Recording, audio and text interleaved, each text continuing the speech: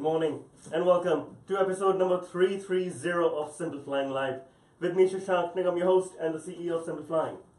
Imagine flying from New Zealand to Melbourne to Dubai and finally to Lyon, only to be booted off your flight with your autistic son in Dubai. After you've boarded the flight from New Zealand to Australia, Australia to Dubai, only to realize that the airline will no longer allow you to go to Lyon because you do not have a physical printed doctor's letter proving your son's condition. That's exactly what happened to Isabel Kumar last week on a flight on Emirates. Isabel and her son, who is autistic, were flying from New Zealand to Lyon via Melbourne and Dubai on Emirates. The first couple of flights went completely fine. It was in Dubai where the crew, the ground crew, asked to see papers from the doctors because Isabel had asked for a spare seat for the son in case he had an attack during the flight. At that point, Isabel did not have a physical letter, so she called the doctor up, got an email from the doctor confirming the condition, and yet Emirates crew did not allow the mother and son to board the flight. Being upset at this, Isabel Kumar, who's also a Euronews TV presenter, took to social media. She shared a video of her son, distressed, clearly distressed.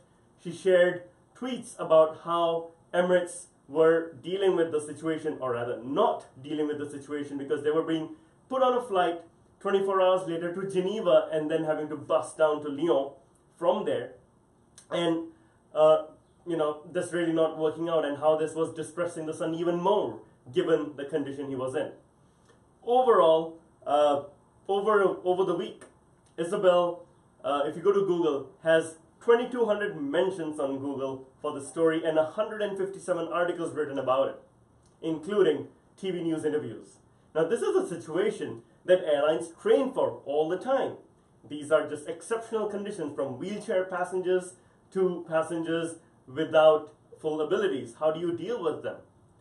This should have been a standard operating procedure. Of course, in this case, the standard operating procedure required a physical letter.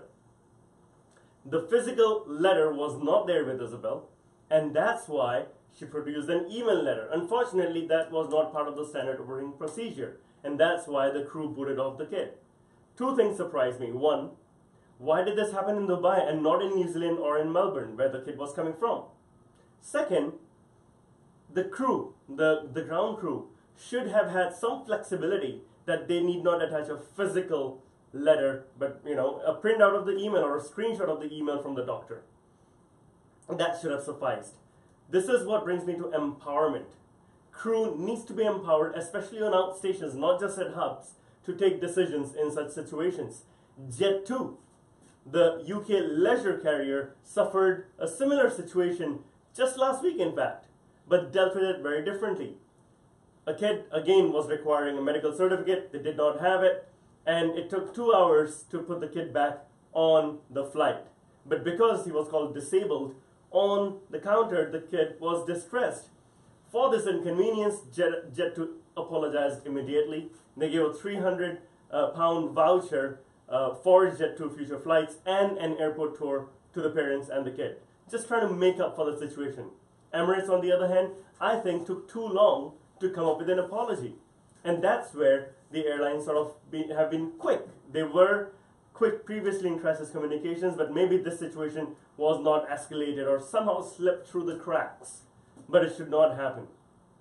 I find it strange to mention this, but United, of all airlines, is taking extra efforts to train its crew, especially on the ground, especially at its non-hub airports, in dealing with situations exactly like this. Emirates could have avoided this PR mess just by being proactive, and if the crew had shown a bit more empathy. After all, just like yesterday's episode, I mention again, we all can do with a bit more of a sprinkle of humanity in travel.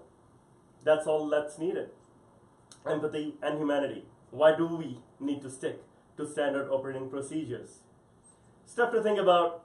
Story probably wouldn't have gone viral if not for Isabel Kumar being a TV news presenter, but it did, and it brings in an important point. Special thanks for this story and the details to Dirk Singer, who's working with us in our team, is our creative lead, for sharing all of these details, because I know he knows exactly what it's like to be in this situation. So thanks, Dirk. Feel free to share your comments, thoughts on Facebook, LinkedIn, Twitter, or YouTube, and I will catch you tomorrow. Till then, have a great one. Bye-bye.